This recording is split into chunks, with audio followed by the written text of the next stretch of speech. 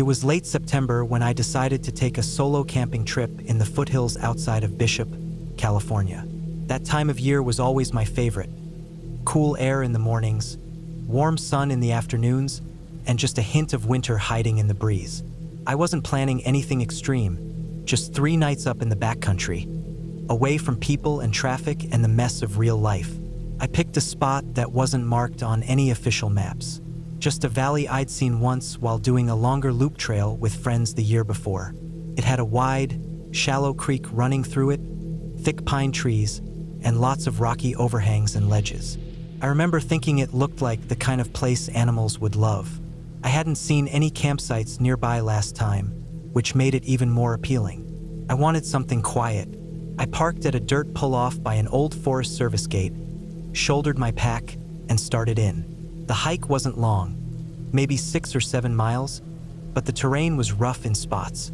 Old rock slides had chewed up the trail, and in some places, it was just a line of pressed grass where other hikers had wandered through. I passed one older hunter coming out with a rifle and a pack of gear. We nodded at each other, but that was it. By early afternoon, I reached the valley. The creek was lower than I remembered, just a trickle over dark stones, but still flowing. I found a flat spot near the tree line, not far from a large granite wall that curved inward like a natural amphitheater. The ground was dry and packed, with just enough space to pitch my tent. I dropped my pack, looked around, and stood still for a moment. It was dead quiet. No wind, no birdsong, just the faint noise of water and my own breathing. I set up my tent, rolled out my bag, and boiled water for a quick meal. It wasn't cold yet, but I knew it would get there fast once the sun dropped behind the ridges. After eating, I wandered around camp, looking for dry branches and anything unusual. I always do that, walk the area, make a mental map. You learn to notice little things when you're alone in the woods. About 100 yards uphill, I found a narrow game trail leading toward a cluster of large boulders. There were tracks in the dirt, hoof marks maybe from deer or sheep. At the time, I didn't think much of it. This was wild country. Animals passed through all the time. I kept walking a bit, checking the slope and brush, but didn't see anything living. Just old droppings, some pine cones chewed by squirrels, and lots of silence. As dusk came on, the light turned that sharp, sideways gold you only get in the mountains. I built a small fire in the old ring I found near the tent, mostly just for warmth and a bit of light.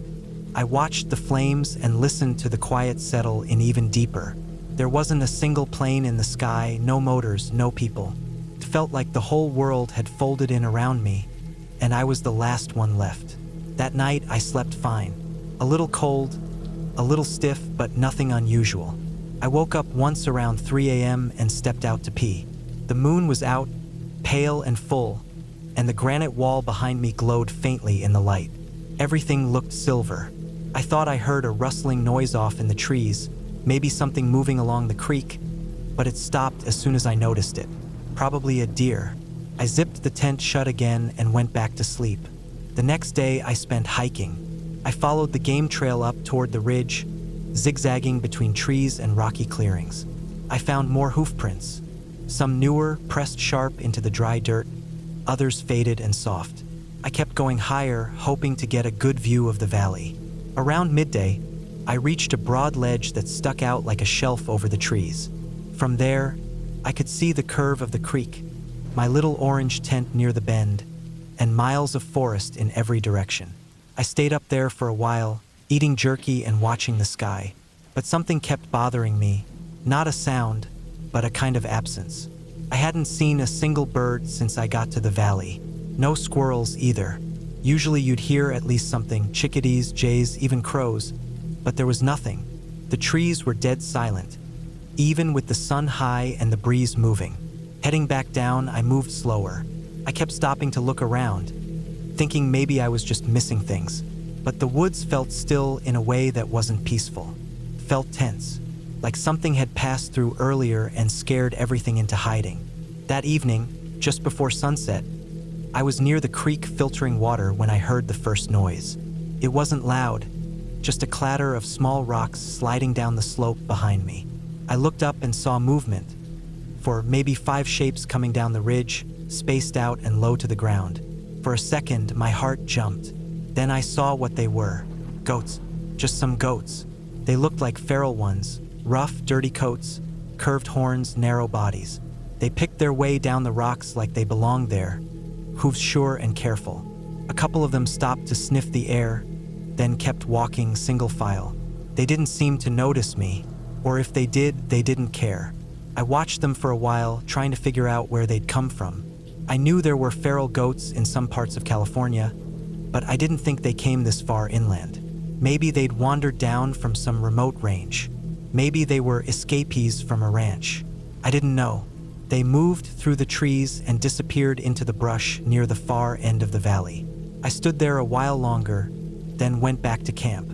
They didn't seem like a threat, but something about the way they moved had me uneasy. Too quiet, too coordinated. That night, I had a harder time falling asleep. I kept thinking about those goats, how clean their tracks had been, how they hadn't made a sound coming down that slope. I kept replaying the clatter of stones in my head. How short it was, almost too short, like they only let me hear it on purpose. Around midnight, I heard them again, crunching footsteps just beyond the trees, hooves on dry needles. The sound came in short bursts, then stopped, then started again from a different angle.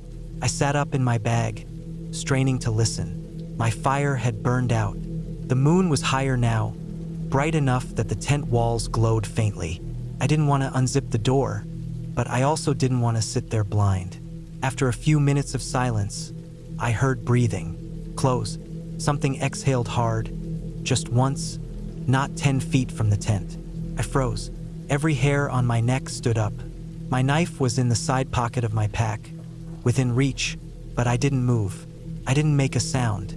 Then came the soft knock of hooves tapping rock. Not walking, just tapping, like waiting. Eventually, the sound faded. I lay there the rest of the night, muscles locked, trying not to breathe too loud.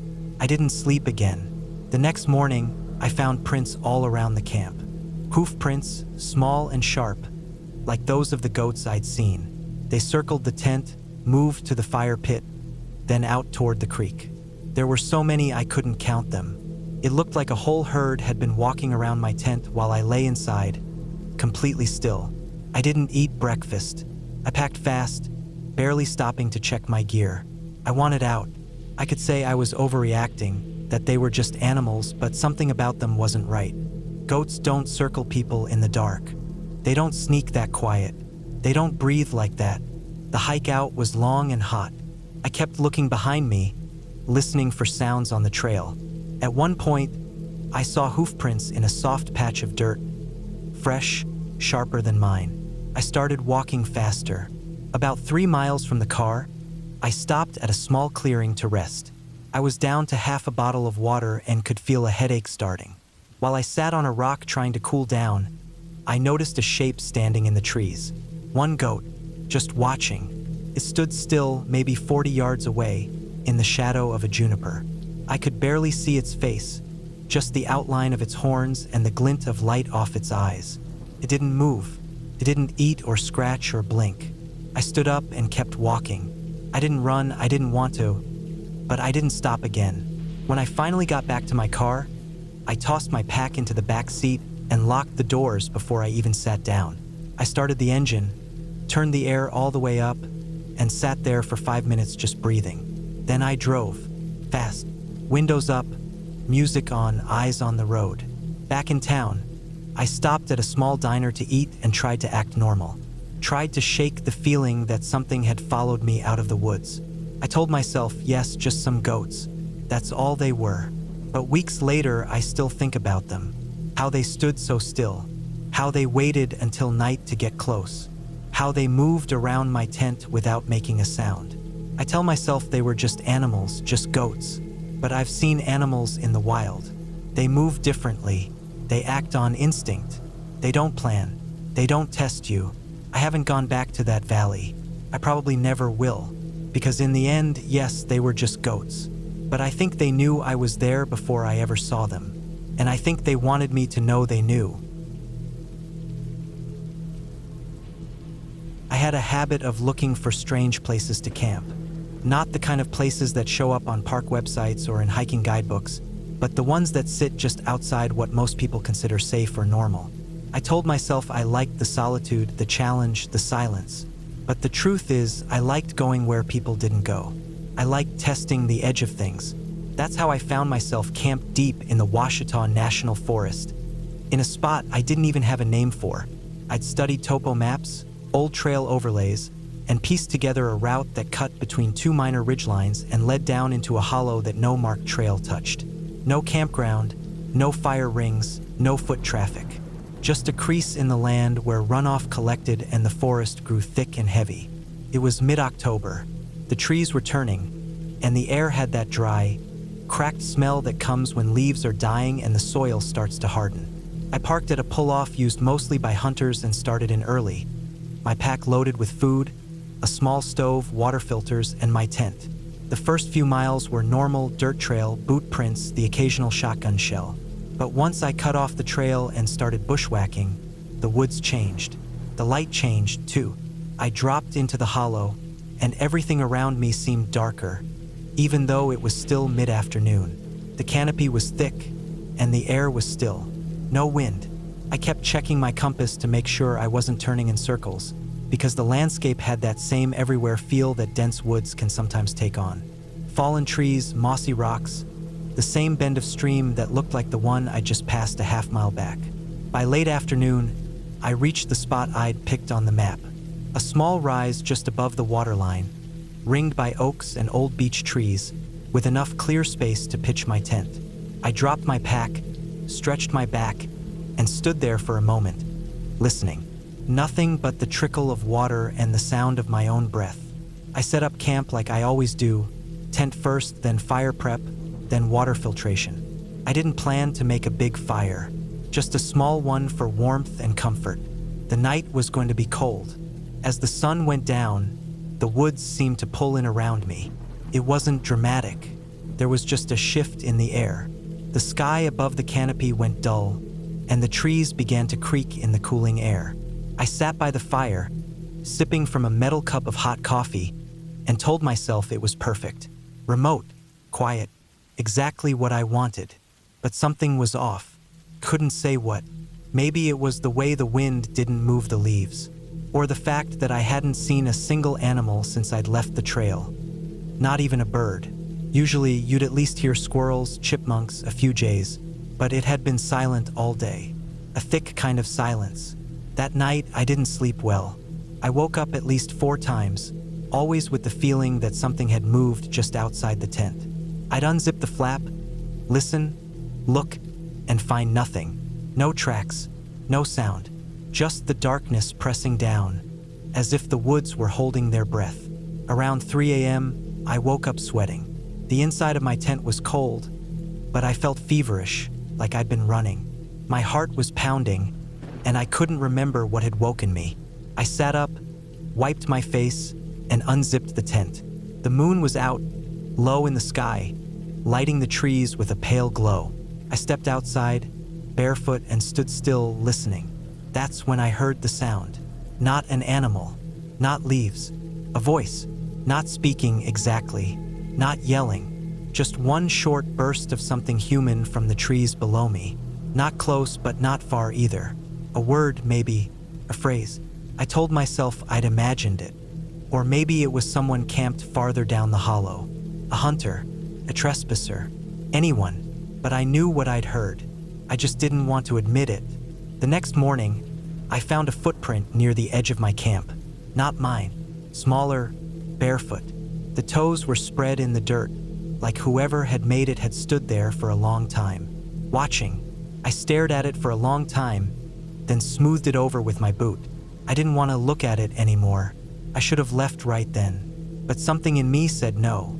I wasn't going to scare myself out of a trip just because I'd heard a sound and found a print. People made mistakes all the time in the woods. Maybe it was an old footprint. Maybe I was imagining things. That's what I told myself. I stayed another night. That afternoon, I hiked farther up the ridge to get a better view of the valley. The woods were thick and tangled, but after about a mile, I found a ledge that looked down across the hollow. I could see the line of trees that marked the creek, the bend where my camp was, and I saw movement, figures, 3 of them. They were walking the tree across from my tent, slowly like they were searching. I crouched behind a rock and watched. They weren't carrying packs. They weren't in uniforms or bright clothing like hikers or hunters. They moved quiet, single file, and stopped often to look into the woods. I stayed there until they vanished into the trees. Then I climbed back down, fast and low, heart thudding. When I got back to camp, nothing had been touched, but I couldn't shake the feeling that I was being watched. I made no fire that night, ate cold food, sat in the dark, listening, and just after sunset, I heard them again. Voices, not close, but near enough. Male, maybe female too. Laughter once, then quiet, then the sound of something sharp knocking against wood. I didn't sleep. At dawn, I packed, fast, barely finished stuffing my bag before I was moving. I took a different route out, longer, but away from the spot where I'd seen the figures. I bushwhacked for hours, legs shaking, stopping only to drink and catch my breath. By mid-afternoon, I hit a logging road and followed it until it crossed a marked trail. Relief hit me so hard I almost fell over. As I walked the last 2 miles toward my car, I started seeing things hanging from the trees. Small bundles, tied up twigs, bits of cloth, not trash, deliberate, like charms or warnings.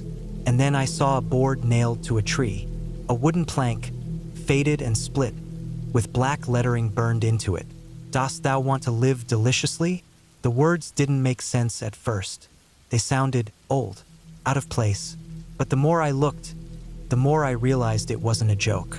This was a message, not to me personally, but to anyone who came this way. An invitation, maybe, or a dare. I kept walking. I didn't stop, not even to photograph it. I just wanted out. When I reached my car, I threw my pack in the back seat and drove. I didn't care about stopping. I didn't care about food or gas or anything but getting away. I drove for 4 hours before I stopped for fuel. That night in the motel, I couldn't sleep. I kept thinking about the figures I'd seen, the voices, the footprint, the sign. Back home, I tried looking it up. That phrase, "Dost thou want to live deliciously?" came from an old film, supposedly a horror movie. But the way it had been used out there in the woods didn't feel like a movie reference. Felt older, felt real. A few weeks later, I saw a news article about a missing person. Last seen near that same forest. A solo hiker, no trace found. I didn't go to the police. I didn't say anything. What could I tell them? That I heard voices? That someone left a weird sign in the woods? I haven't been back since. I still hike. I still camp. But I stay on the trails now. I check for service. I keep a GPS tracker on me. I tell people where I'm going. Because I know now there are places in the woods where people aren't just lost. They're watched, chosen, followed. And sometimes it's not about surviving. Sometimes it's about what someone wants from you. That question still echoes in my head sometimes, like a whisper. Dost thou want to live deliciously? No, I don't. Not like that. I had a rental car once. An old Kia Forte, I think. Nothing flashy. I'd gotten it because my own car was in the shop, and the rental company had given me something cheap. It was one of those compact sedans that made you feel every bump in the road. But I didn't care. It was a car, it ran, and that's all I needed. It was early fall, that strange time when the nights feel like November but the days still try to convince you it's summer. My brother had called me up and asked if I wanted to head out to our mom's place for a couple nights. Her house sat back in a more wooded part of the county, quiet and spaced out. The kind of place where you could go walking and not see another person for hours. Behind her house was a stretch of woods that had always fascinated us as kids. It connected her backyard to a long slope of undeveloped land, all the way to my brother's place about a half-mile through. We'd made that trip on foot dozens of times over the years. Just trees, scrub, and paths beaten down over decades of deer movement and bored kids with nothing better to do. I think that's what made the idea pop into my head, that this little Kia, despite its small tires and cheap shocks, could maybe handle a casual off-road run through there. I don't know. It sounded fun in my head. Stupid, I know. But I guess I just wanted to see if we could do it. It was around 9 at night when we decided to try it. No alcohol or anything like that. We were both just a little bored and wired, and we figured it would be harmless. My brother had this old dirt path cut into the brush behind his shed. It was narrow but straight, mostly used for ATV runs. We figured if I could follow that, then angle through a couple of the known deer trails we remembered from when we were kids, I could drive right up behind Mom's yard. Seemed like a fun little challenge. Just a quick back road test of this little car's legs. We hopped in and I turned off the traction control, thinking it might help in the soft ground. I eased the car into the trailhead behind his yard. The moment the front wheels dipped off the pavement, I felt it. Soft, dry leaves and loose earth crunching beneath the tires. The steering wheel getting a little shaky. The headlights cast narrow beams into the trees, carving white slices across the trunks and leaves. Everything else beyond them looked black, quiet, and still. The car bounced as we went, a low sort of rhythmic thudding every time the front tires rolled over rocks or tree roots. I could hear branches scraping along the undercarriage. I knew it wasn't good for the car, but I also figured I wasn't going fast enough to break anything. The first couple 100 yards were easy. It was dry, flat, and straight, but the trail narrowed a bit further in, and I had to slow down. Bushes brushed the doors. My side mirror clipped a low branch, folding back with a sharp snap. I laughed. It didn't feel dangerous yet, just dumb and reckless. After about 5 minutes of slow crawling, we hit the first turn. The trail curved left, then opened into a flatter stretch where the trees thinned out a little. I remembered that part from our hikes as kids. We used to call it the bowl because the ground dropped a little there, making it look like a shallow crater. At the far end of the bowl was a faint deer trail that cut right and would point us back up toward Mom's yard. That's when I made the turn and saw them. Glowing eyes. Dozens of them. They were all low to the ground, some standing, some hunched. All of them reflecting the light back at us in a silent, frozen stare. For a split second, my brain didn't process it. Just 24 pinpoints in the dark, hovering, unmoving, catching the beams of our headlights and throwing them straight back. We both screamed, not like horror movie screams, but quick, panicked barks of fear. I instinctively slammed the brakes, and the car lurched, tires sliding slightly on the soft dirt. The front dipped, and I felt my chest hit the seatbelt. It was a herd of deer. Thank God. It was just deer, probably 24 of them, clustered together in the clearing, lying down in the grass. They must have bedded there for the night. When the headlights hit them, they froze. It was eerie, like they were all thinking the exact same thought. They didn't move. They didn't even blink. They just stared back. It felt like a full 10 seconds passed before the first one moved. His head jerked up, and then it shot off to the left. The rest followed like a flood. White tails lifted, hooves dug into the dirt, and the whole group scattered into the woods in every direction but ours. A couple ran right in front of the car. I saw the muscles in their legs bulge as they jumped, their shadows flickering across the windshield. One of them nearly clipped the bumper. Then they were gone. Just like that, the clearing was empty again. Silent. No more eyes. We sat there breathing hard. I kept both hands locked on the wheel. My brother's shoulders were stiff, and he kept staring at where they'd been. I started to laugh, but it wasn't really funny. It was the kind of laugh you do when the adrenaline is still rushing and your brain hasn't caught up yet. Then I felt it, the weird shift in the atmosphere. Not weather or temperature, but something else. Something subtle, like the forest had taken a breath and held it. I can't explain it better than that. Everything was still too quiet. I eased the car forward, slower this time, way slower. The tires made a soft crunch as I rolled them ahead. The deer were gone, but I felt a lingering tension, like I was still being watched. We passed the edge of the bowl and started up the incline that would eventually bring us out behind Mom's yard. The incline was rougher than I remembered. Lots of little gullies and rocks poking up like knuckles from the earth. The Kia groaned with every dip. I felt the back end slide a little to the right, spinning just slightly before catching again. I backed off the gas. That's when I smelled it. This awful, thick, earthy stench. Like rot, but not the usual dead animal smell. It was stronger. Better. Something between wet fur, dirt, and old blood. It hit me hard, like it had just been released from somewhere. My brother gagged and leaned toward the window. I stopped the car, not because I wanted to, but because the smell was so sudden and strong that it caught me off guard. Then I saw something else. Not eyes this time, but movement. On the edge of the woods to the right, near a thicket of tangled underbrush. Something low was moving, crawling, or dragging itself through the scrub. I couldn't see it clearly, but it was big. Bigger than a deer. I leaned forward, squinting, but the headlights couldn't reach it fully. All I could see was the occasional flicker of something pale moving between the branches. I felt this pressure in my chest. Not panic, not yet, but a heavy sense of wrongness. Like I shouldn't be there anymore. I gently pressed the gas and rolled the car forward, trying not to get stuck on the incline. The smell faded as we moved, but the feeling didn't. That thing, or whatever it was, stayed behind, and I never got a good look at it. The rest of the trail was tight, and it took me another 15 minutes of slow, careful driving to reach the break in the trees that led into my mom's backyard.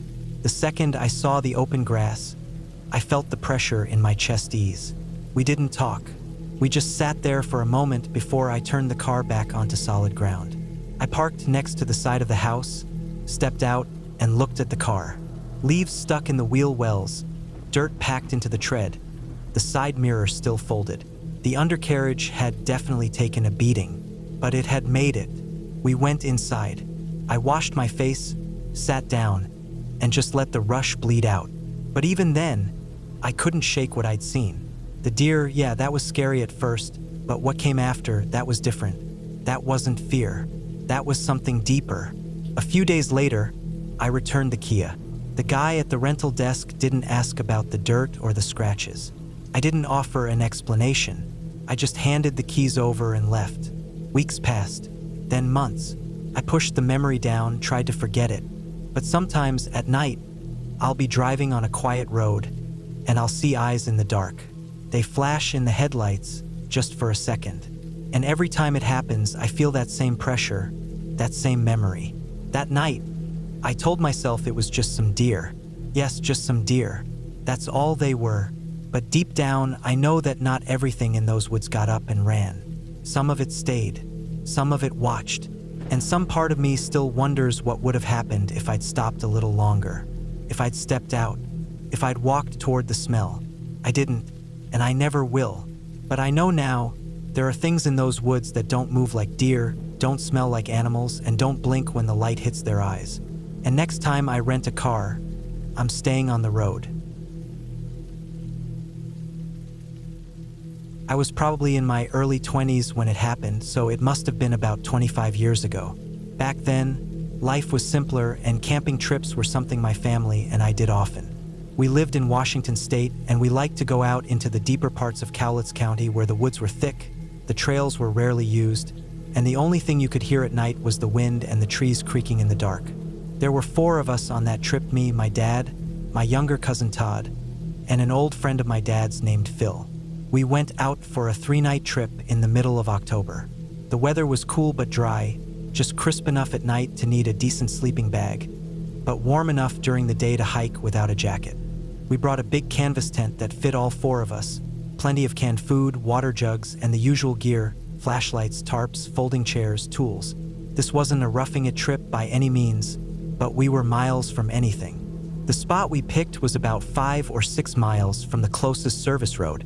No other campers, no cell phones back then, no nothing. The first day and night were normal.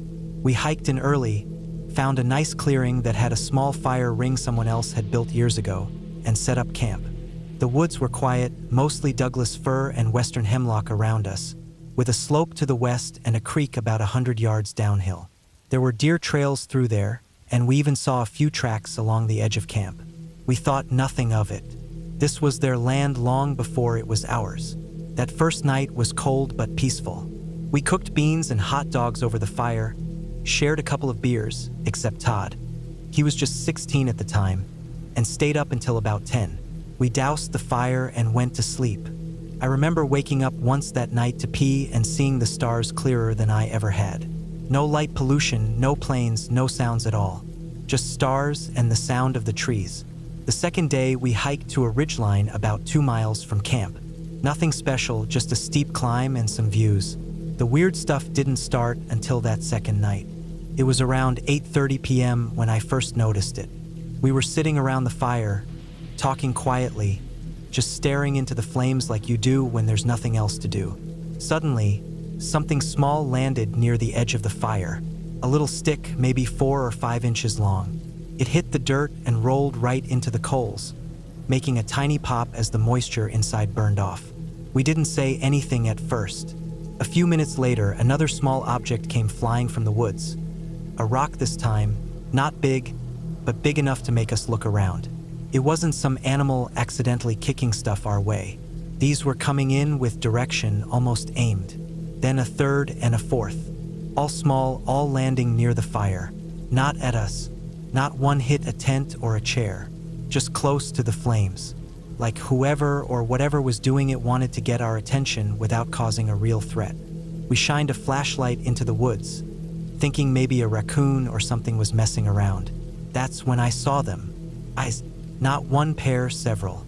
At least 4, reflecting red in the beam of the flashlight. They were far back in the tree line, and what caught me off guard was how high up they were.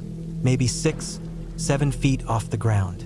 It was hard to judge exactly, but they weren't on the ground like a deer or a raccoon. Too high, too steady. The eyes blinked and moved, slowly disappearing one by one. None of us said anything. I remember the sound of the woods being completely still. Not a single branch moving, no wind, no bugs. Just quiet. Eventually the sticks and rocks stopped. We waited another half hour, still at the fire, just listening. When nothing else happened, we all went to bed. The fire was still smoldering when I zipped up the tent flap. Around 5 a.m., I woke up. I don't know what woke me exactly. Maybe it was a sound. Maybe it was that strange pressure you feel when something is off. Either way, I opened my eyes in the dark, and my first thought was that something was near. My dad stirred about the same time I did. We're both light sleepers, and the quietness outside the tent wasn't normal. It was that heavy, pressing silence that happens right before a storm or when something big is watching. Then I heard it, footsteps.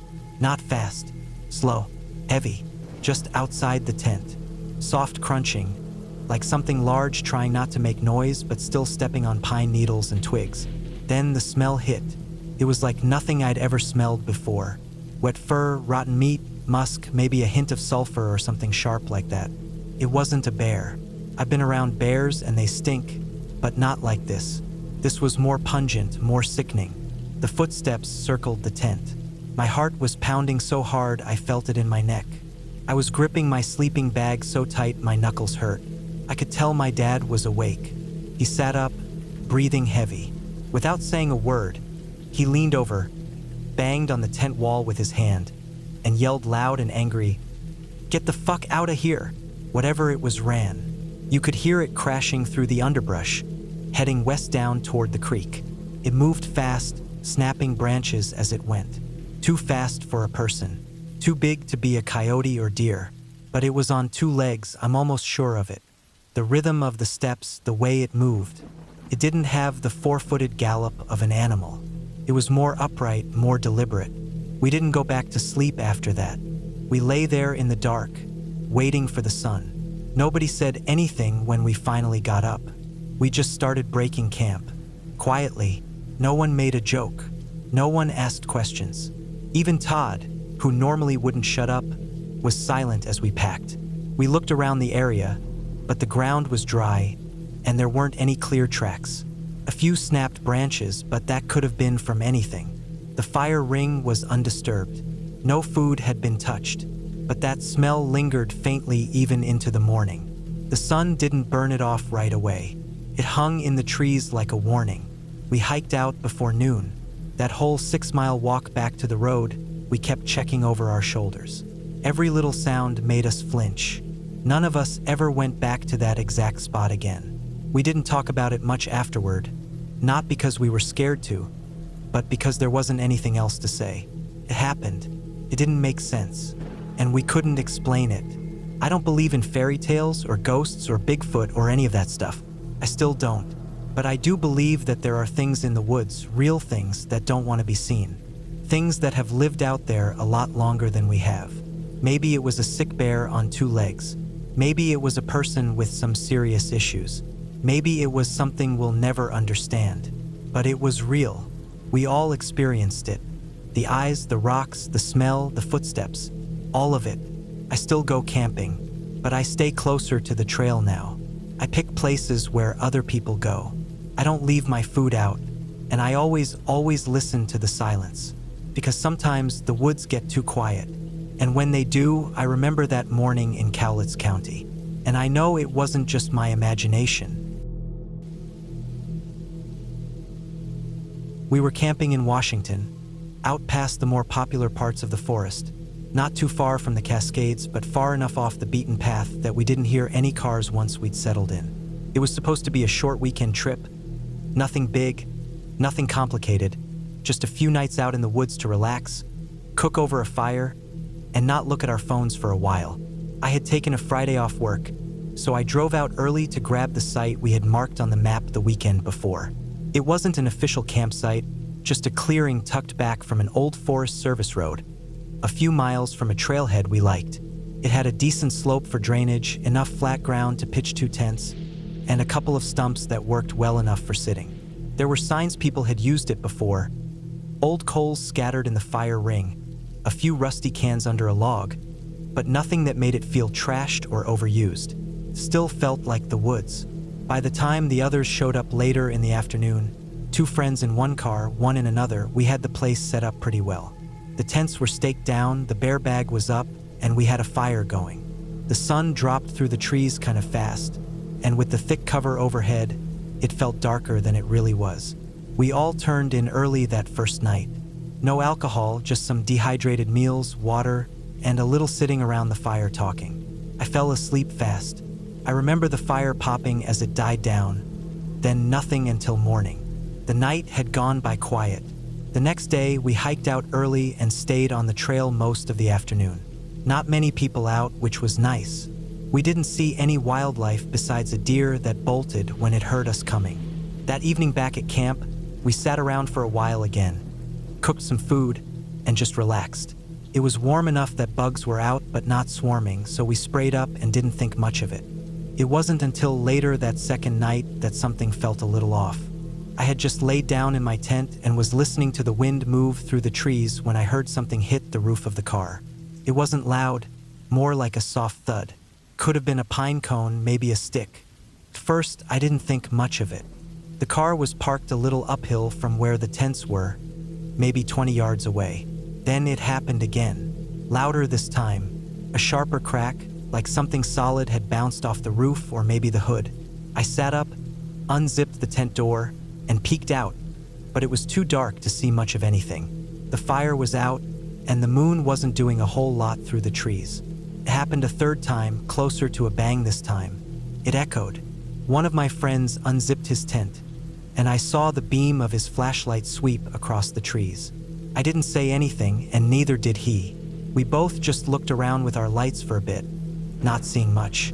I figured it was probably a pine cone, maybe one that had dried and dropped from a height. Still, the frequency of it seemed strange. It didn't feel random. The timing was too close together. The fourth time it happened, the sound was sharper. This time it sounded more like something small and dense had been thrown. Not dropped, thrown. It hit the side mirror with a snap, and I could hear it roll off the hood and hit the dirt. That's when I got out of the tent. I walked up to the car slowly, aiming my flashlight at the roof and then at the ground around it. Nothing looked broken, but I found the stick.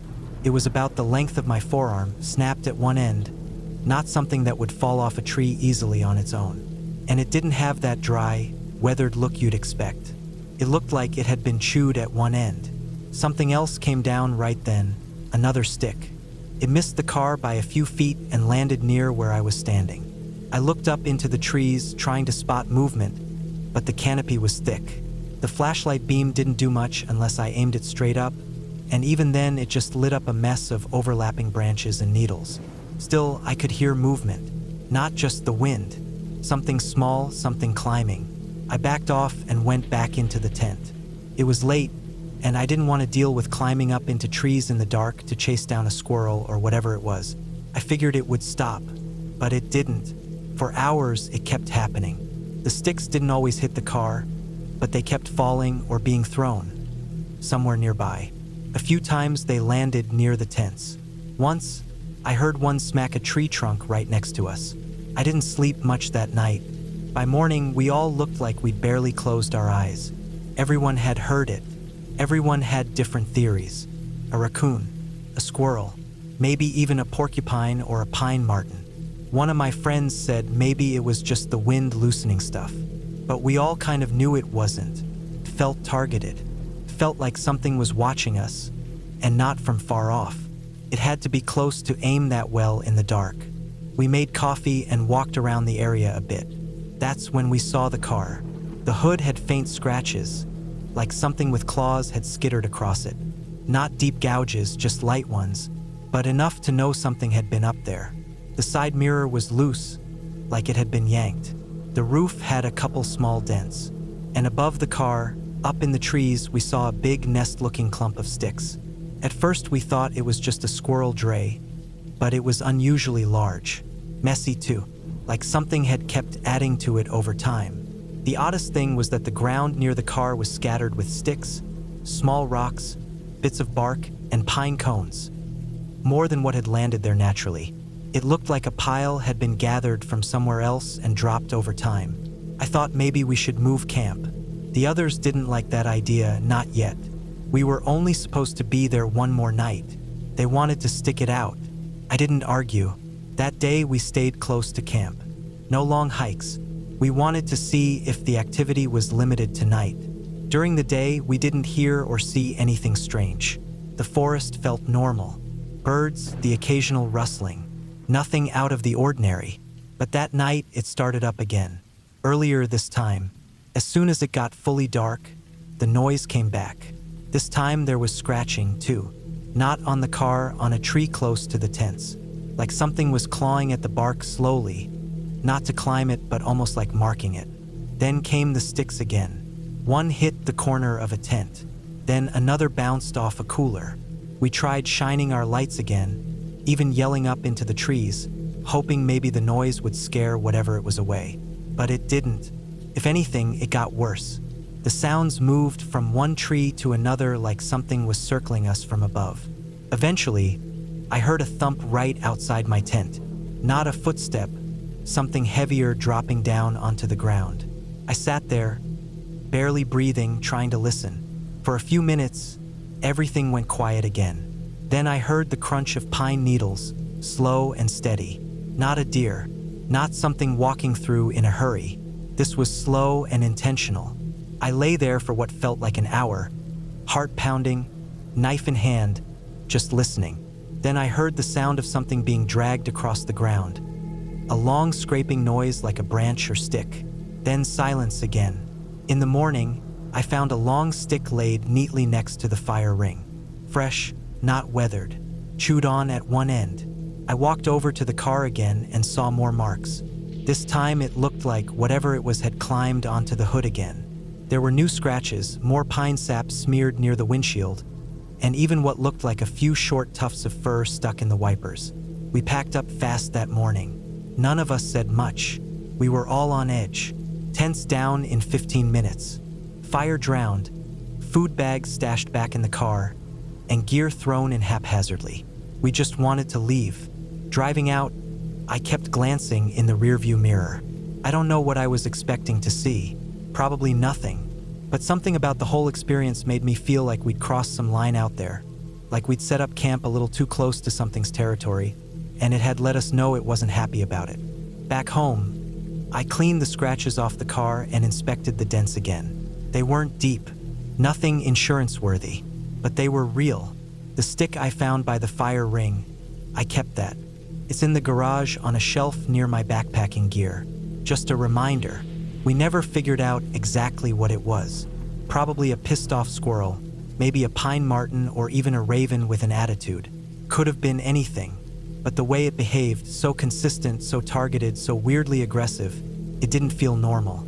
That was 2 years ago, and I haven't camped in that part of Washington since. Not because I'm scared exactly, but because I don't want to push my luck. There's a lot of forest out there, enough space for things to live and be left alone. And whatever was up in those trees, dropping sticks like warnings, we got the message. We left, and we didn't go back. We went camping late in the season, sometime in early October, when the air starts turning cold in the mornings but the days still have that leftover warmth from summer. It was just supposed to be a weekend trip, a short escape from phones, work, and traffic. I went with 2 old friends, guys I'd known since high school. We weren't out there to be hardcore survivalists or anything like that. Just a tent, a fire, some canned food, and a few beers. Nothing complicated.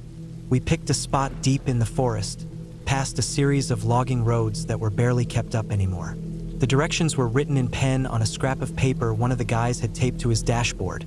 A list of turns like left at the broken sign, right after the second pile of gravel, that sort of thing. Felt remote, and that was the idea. No marked campsites, no fees, no people. Just trees, a fire ring, and some flat ground. The drive was long and rough toward the end. The last few miles were slow going over potholes, rocks, and the occasional downed branch. I drove my old pickup, and even with decent clearance, I had to swerve and crawl around a few rough spots. The forest got denser, the road narrower. Finally, the trees opened up into a small clearing just big enough to turn around in. There were a couple of old stumps, some overgrown mossy logs, and a big fire pit in the middle. Someone had left a rusted-out grill grate next to it, half covered in pine needles. We unpacked, cracked a couple beers, and set up camp. First, everything was fine. The quiet felt heavy but peaceful. No traffic sounds, no other people. Just wind and birds. We walked around the area a bit, found a dry creek bed downhill, and gathered a little wood. There was a weird feeling that hit me when I stopped walking and just stood still. The silence was thick. You could hear your own breathing, the shift of your clothes, even your heartbeat if you focused.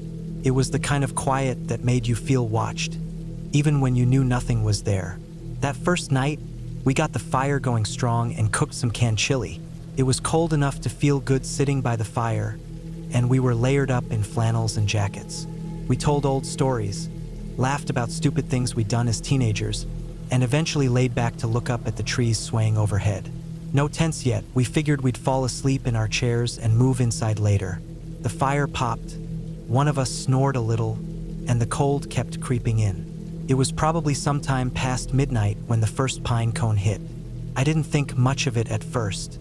It bounced off the hood of the truck with a little plink, just enough to catch my ear. A second one followed maybe a minute later, this one landing closer to the chairs. Then a third. This one hit me square in the chest. Not hard, not painful, but sharp enough to make me sit up. I thought maybe it had just fallen from a branch directly overhead. But when I looked up, I saw that the trees above us weren't that dense. We were camped in a pretty open clearing. There were pines, sure, but the closest limbs weren't close enough for a pine cone to fall straight down on me like that. Another one came down near the fire, bounced, and rolled into the ash. That's when it got funny. I sat up, looked around, and saw nothing. But the next few minutes, it kept happening. One cone after another, hitting random spots around the fire, landing near our chairs, even skimming across the roof of the truck. Not constant, not fast, maybe every 30 seconds to a minute. Just spaced out enough to make it feel like someone was messing with us. I stood up, looked into the woods with my flashlight, and saw nothing. No movement, no eyes reflecting back, just dark trees and thick brush. I started laughing. The way it was happening, how random and weird it felt, it was like some tiny creature had beef with us. I joked to myself that maybe a squirrel had a vendetta. It was funny. I actually remember thinking, okay, picturing this in my head is fucking hilarious. Like some angry little animal hurling pine cones from the shadows with perfect aim. That's what it felt like for the next hour or so. Funny, stupid, not threatening, but then it escalated. The pine cones started getting bigger, or rather, they were joined by sticks.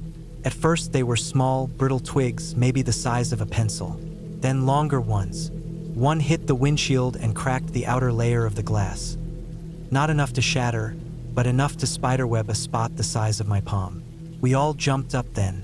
One of my buddies ran into the woods with a flashlight, but the beams just lit up trunks and shadows. Nothing moved.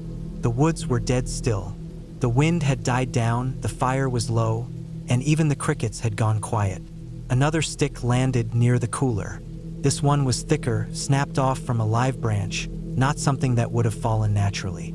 And it hadn't fallen straight down. It had come in from the side, like it had been thrown. I looked up into the trees again. The canopy wasn't high, maybe 20 feet up, but the branches were thick enough for small animals to move through. That's when I saw a quick blur, just a twitch of movement. A tail? Fur? Couldn't tell. But something was up there. Something was definitely moving. We stood around the fire, pointing lights into the trees, but the beams just danced off needles and bark. Nothing stood out. We all stayed close after that. No one said it, but we were spooked. And still, part of it was funny. I kept thinking about how absurd it would be if we were being harassed by a single pissed-off squirrel or raccoon. What could we do? Call animal control? But that humor started to fade the longer it kept going. After a while, we heard something heavier moving through the trees. Not up high on the ground. It circled the camp slowly, breaking twigs, brushing against undergrowth. We couldn't see it, but we could hear it. Too big to be a squirrel. Too steady to be random. It didn't stomp or growl or do anything aggressive. It just moved, pausing here and there, like it was watching or listening. At one point, I turned toward the sound and saw a branch pull back like someone had moved it and let it go. I aimed my light at it, but whatever it was had ducked away. Now I wasn't laughing anymore. None of us were. The fire started to burn down low, and we didn't feel like adding more wood. We just stood there in the dark, hands in pockets, ears tuned to every little sound in the trees. Eventually, we all climbed into the truck to sleep. None of us trusted our tents. Felt safer being inside something metal. We locked the doors and cracked the windows a little. I curled up in the passenger seat, eyes wide open. At some point in the night, I heard the sound of something tapping on the window, just a light tap, like fingernails or claws. I didn't move. I didn't look. I just closed my eyes and waited for it to stop. In the morning, the truck was covered in sticks. Long ones, short ones, some snapped, some whole. It looked like someone had dumped a wheelbarrow full of them on the hood and roof. The windshield had 2 more cracks. One side mirror was folded in like it had been hit. And there were prints. Not boot prints. Not paws. Just smudges, swipes, and streaks in the dew. Nothing clear enough to identify, but enough to know something had walked right up to the truck and paced around it. We packed up in under 10 minutes. Gear thrown into the bed, fire pit left cold. No breakfast, no last hike, no sitting around to take in the morning air. We just left. The road out felt longer than before. Every shadow looked like it could move. Every stump looked like a crouching figure. My hands were tight on the wheel the whole time. Back home, we didn't talk much about it. Came up once or twice, but mostly in half-joking terms. Remember that squirrel war? Someone might say. But we all knew there was more to it than that. Something about the way it happened, so slow, so methodical, so precise. It wasn't just an animal being territorial. It was something trying to scare us. And it worked. I still camp, but not deep like that. Not on unmarked roads.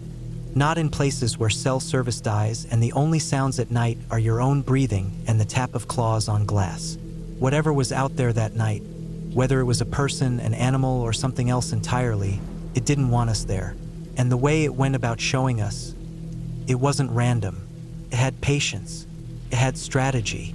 We left before we found out what happened if we stayed one more night. And I don't plan on ever finding out. I never thought my mom's story about camping in Arizona would stick with me the way it did. She told it to me one day when I was a kid, sitting around a dinner table, and ever since, It's always made me feel uneasy in the back of my mind whenever I think about hiking out there. The place she mentioned was Sabino Canyon, just outside Tucson, a well-known spot for its beauty, rugged desert trails, and, apparently, some unexpected surprises. The way she told it was simple but vivid. It wasn't a ghost story or anything out of a movie, just a moment that felt so strange and unsettling because it was so real and unexpected. I think the fact that it was so ordinary yet so off-putting is what makes it stick with me. Here's what I remember, retold as best as I can. My mom and dad were on a camping trip, a weekend getaway meant to escape city life and reconnect with nature. They had pitched their tent at one of the quieter campsites near Sabino Canyon.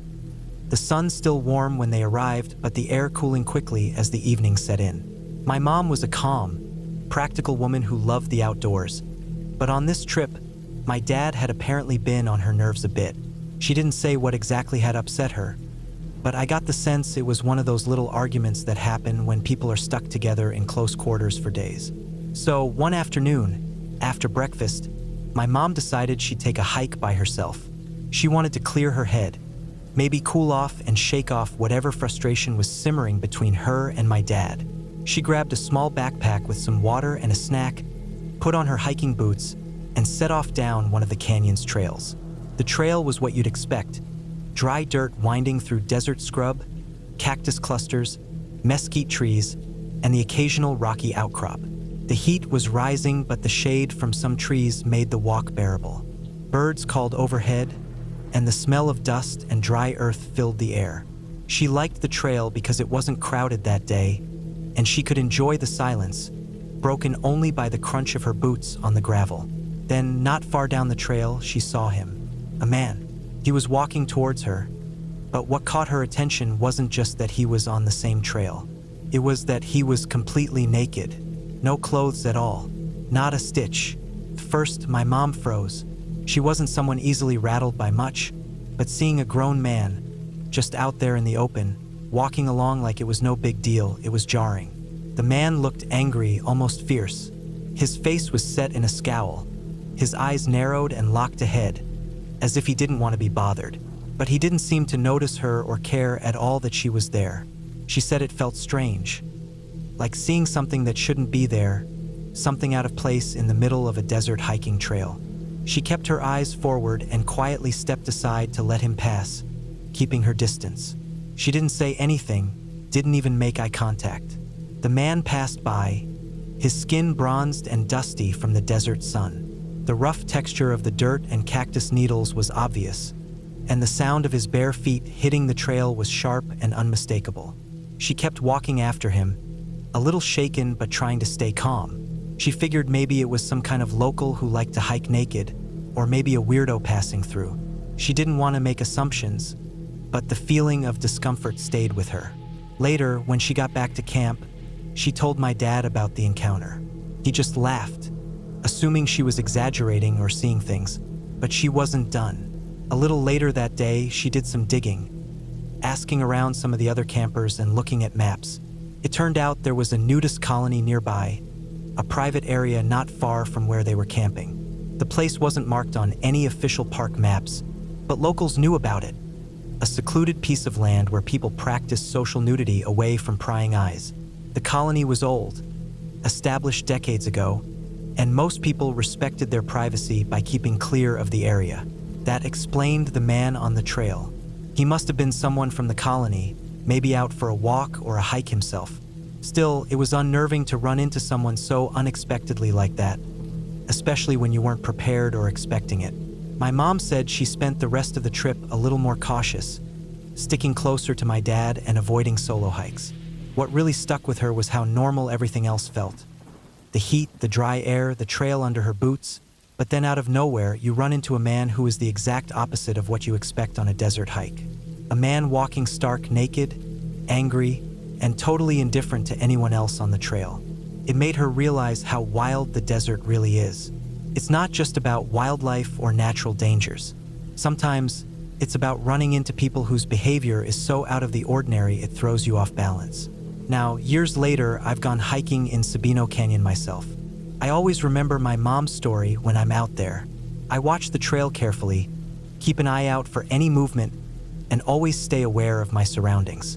The desert is beautiful but unpredictable, and it can surprise you in ways you don't expect. Sometimes the scariest parts aren't the animals or the weather.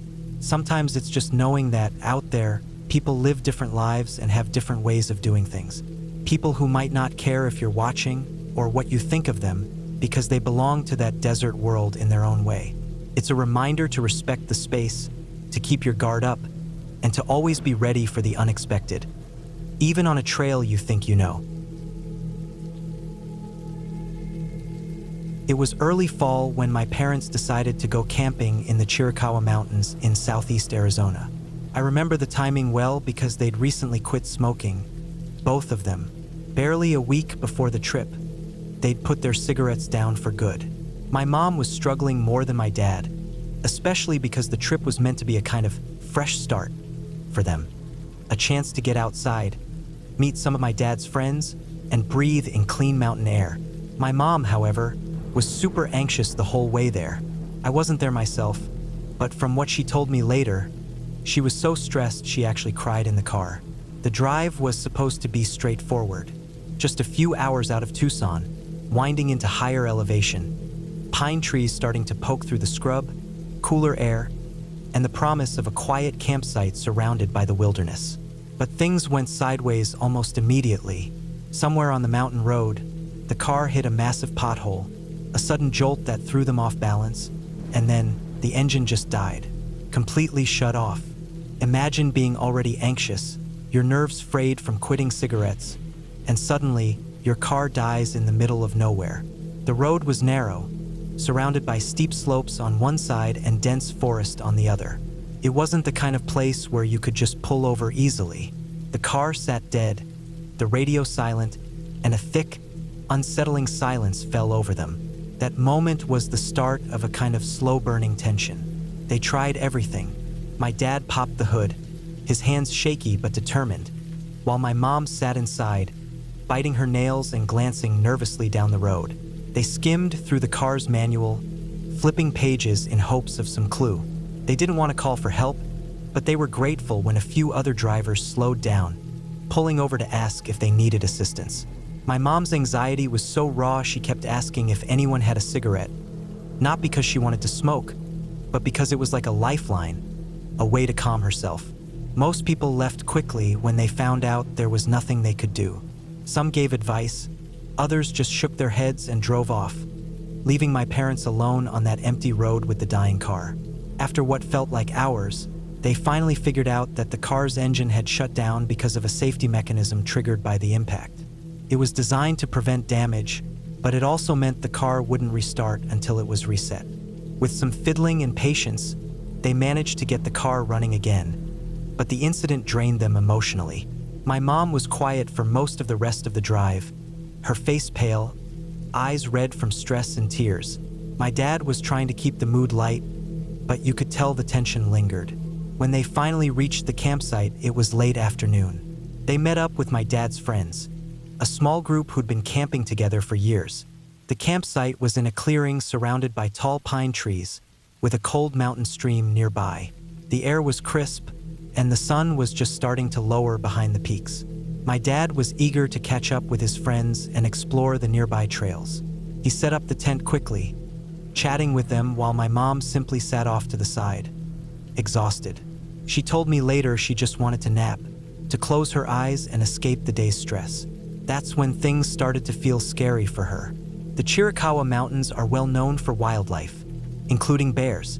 Just weeks before, there'd been reported sightings of bears near the campsites, so the campers were cautious. My mom, left alone in the tent for a bit while my dad hiked with his friends, was on edge. She wasn't a seasoned camper and had no experience dealing with wild animals. The quiet around her was heavy, almost unnatural, and every little noise outside made her heart race. At one point, she heard movement near the tent, soft rustling and then a large shadow against the tent's fabric. Her heart jumped. In her mind, the warning signs clicked on. Bears were around, and here was something large right outside. She tried to stay calm. Rational thoughts ran through her head. Stay still, don't attract attention. Maybe it's just an animal passing by, but the fear was gripping. Then, a bold decision came to her. She'd have to make a run for the car. She was terrified but figured that if a bear really was out there, the only chance to stay safe was to get out quickly and put distance between herself and whatever was outside. But there was a problem.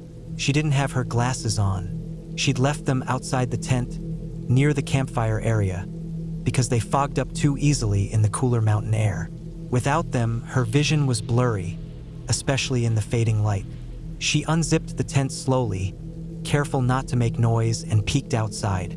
The figure she saw was tall and bulky, standing close to the tent with a swinging tail. For a second, her brain stuck on the tail movement. She thought, "Wait, bears don't have tails like that." She grabbed her glasses and slipped them on quickly. The image sharpened. It wasn't a bear at all. It was a cow.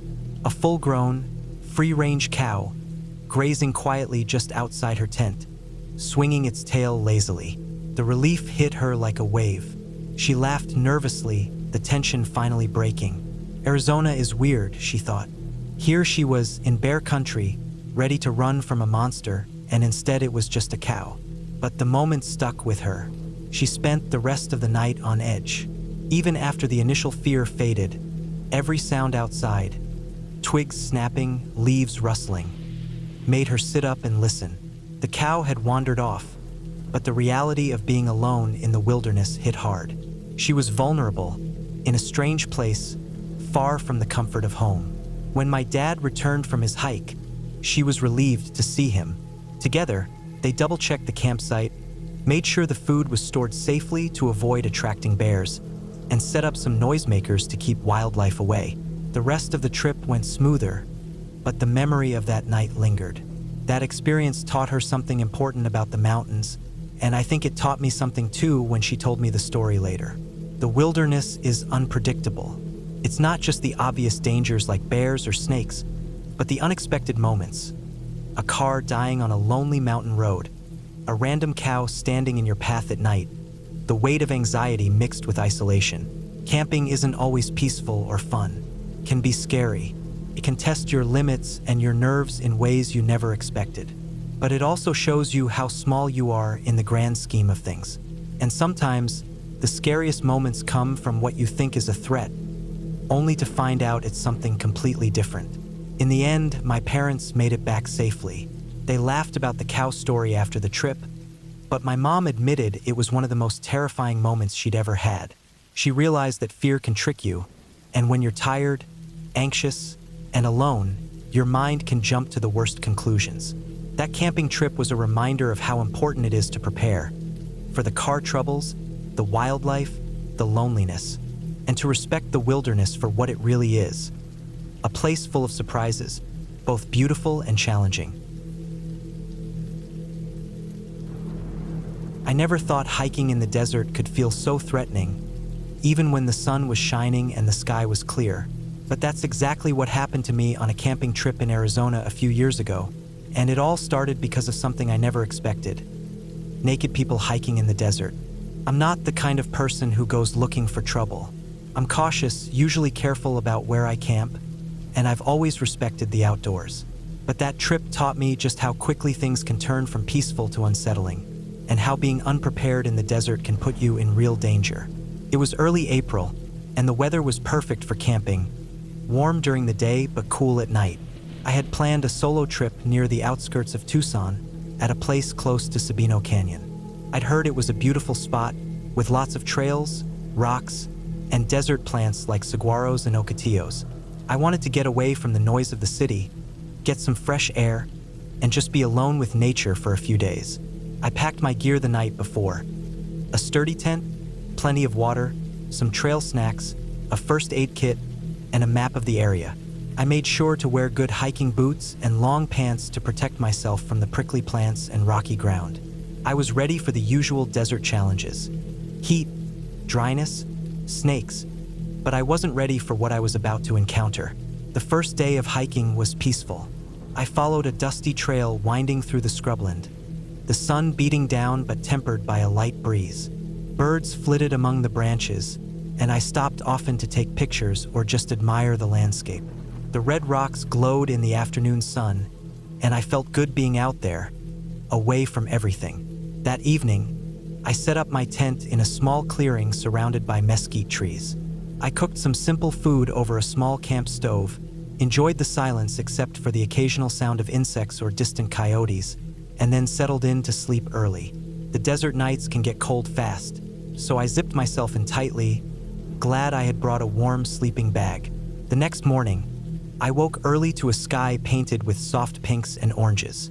I made coffee over the fire and started planning my hike for the day. I decided to take a trail a bit further away, one that locals warned about because it was less traveled and a little rougher. I liked the idea of solitude, but looking back, maybe that was a mistake. I packed my day bag, checked my water, and set off. The trail climbed steadily, the terrain getting rockier and drier as I went higher.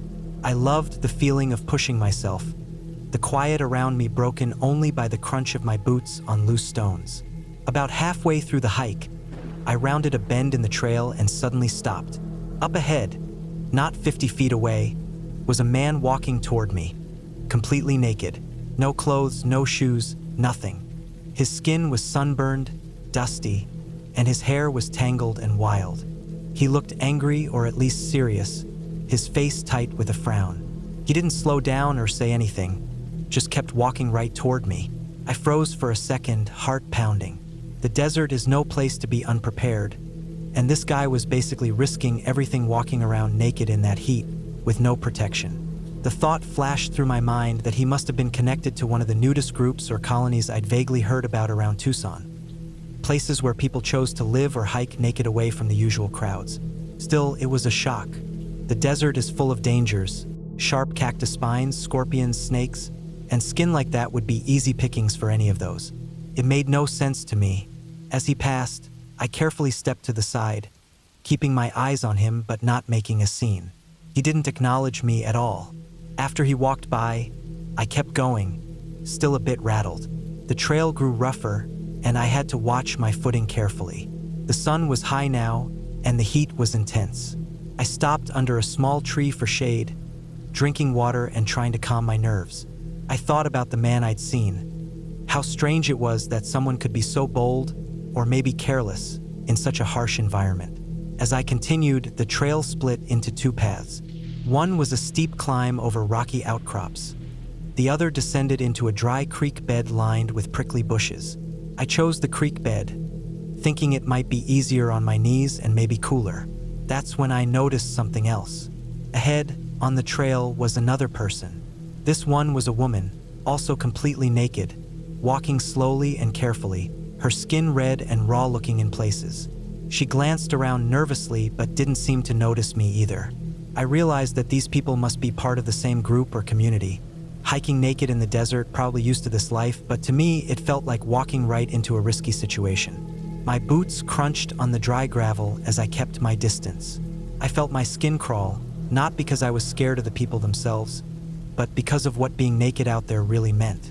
The desert isn't forgiving. It's brutal to exposed skin. The heat could cause serious burns.